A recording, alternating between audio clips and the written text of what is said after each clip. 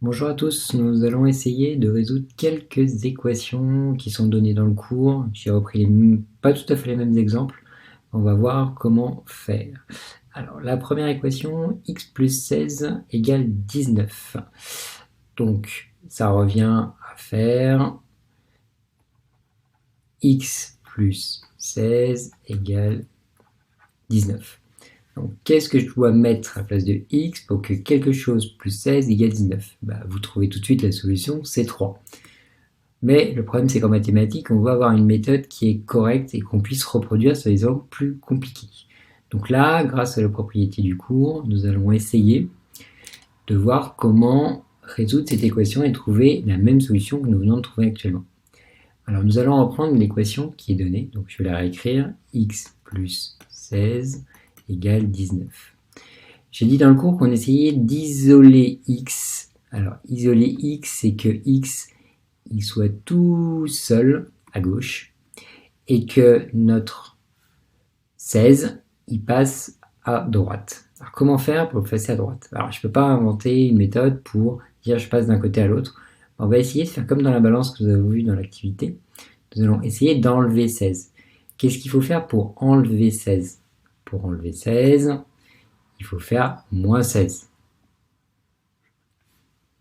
Je le note, on va essayer de faire moins 16. Qu'est-ce qui se passe si je fais moins 16 des deux côtés des membres de l'équation? Et ben, je prends, j'y vais, ça me fait x plus 16. Je vais faire donc mon moins 16. On repart, ça me fait donc 19. Et comme je dois appliquer ma même opération à gauche et à droite, je vais faire donc de l'autre côté moins 16. Une fois que j'ai fait ça, il suffit que je réduise. X plus 16 moins 16. 16 moins 16, on reconnaît, je peux le simplifier. Ça nous fait x égale 19 moins 16, 3. Je retrouve bien ma solution x égale 3 que j'avais donné précédemment. On recommence. Ici, j'ai x moins 7 égale 17. Je pourrais mettre à nouveau, je vais le faire encore une fois. Quelque chose moins 7 égale 17. Ce quelque chose, c'est facile. C'est 17 plus 7, et ça nous fait 24. Alors, on va essayer de le montrer. Je repars de mon équation. X moins 7 égale 17.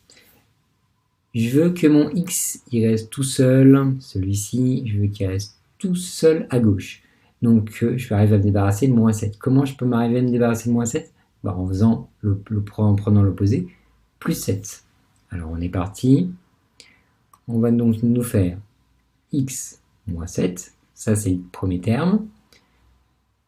Je vais rajouter le plus 7. Donc pour éliminer le moins 7. Je prends donc 17 en terme de droite, sur lequel je dois rajouter le même terme plus 7. Puisque je dois faire les mêmes opérations à gauche et à droite. Qu'est-ce qui se passe? Je réduis à gauche. Il va me rester x égale 17 plus 7 égale 24.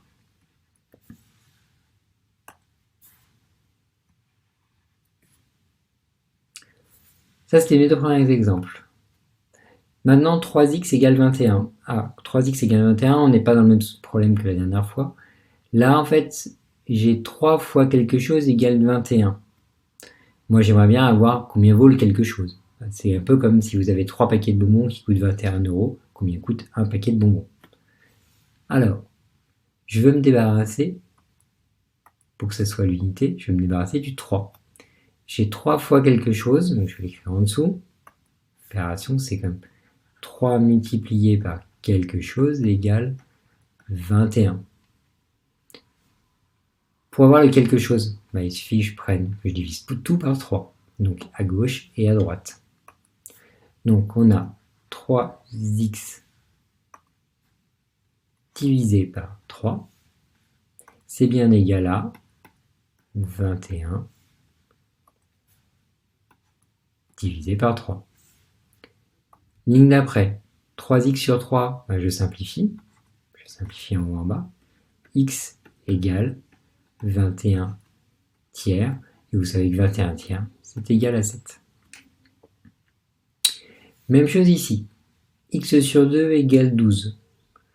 Donc, vous pouvez vous dire, c'est le même principe, si vous pouvez essayer de l'imager pour l'instant, j'ai quelque chose divisé par 2 égale, je vais mettre un point d'interrogation, égale 12.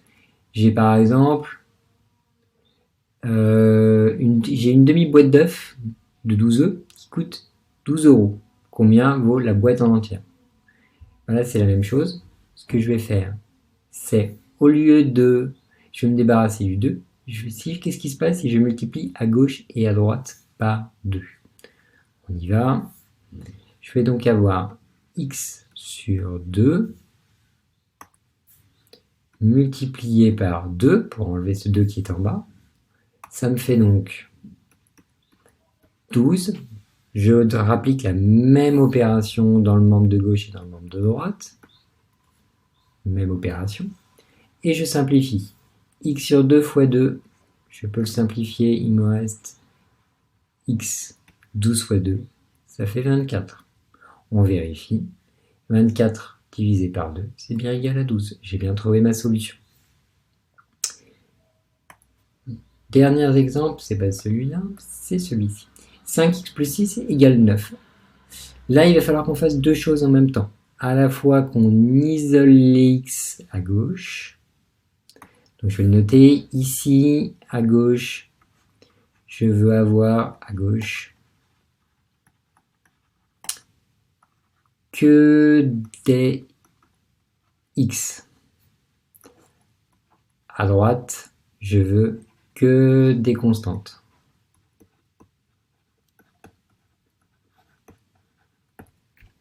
Alors on est parti. Première étape, je vais réécrire mon équation. 5x plus 6 égale 9. On va d'abord s'occuper, je vais le noter en vert, on s'occupe d'abord des constantes.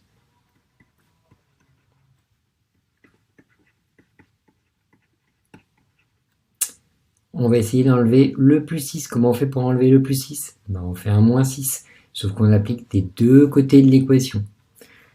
5x plus 6 moins 6, ça nous donne, c'est égal à 9. J'applique la même opération, moins 6. Deuxième étape, je réduis. 5x plus 6 moins 6. Je peux le réduire. Il nous reste 5x égale 9 moins 6, 3. J'ai donc 5 fois quelque chose égale 3. Donc là, on met à l'unité. 5x, c'est celui-là qui va gêner. 5x égale 3. Comment je fais pour me débarrasser du coefficient 5? Puisque je fais 5 multiplié, je vais diviser. Donc c'est parti. Je fais donc 5x en rouge divisé par 5. C'est égal à 3 divisé par 5. J'ai appliqué la même opération à gauche et à droite. Je simplifie. Mon 5 devant et mon 5 en bas, il part. Il me reste x égale 3 cinquièmes. Donc j'ai bien trouvé la solution de 5x plus 6 égale 9. C'est bien égal à x égale 3 cinquièmes. On le vérifie.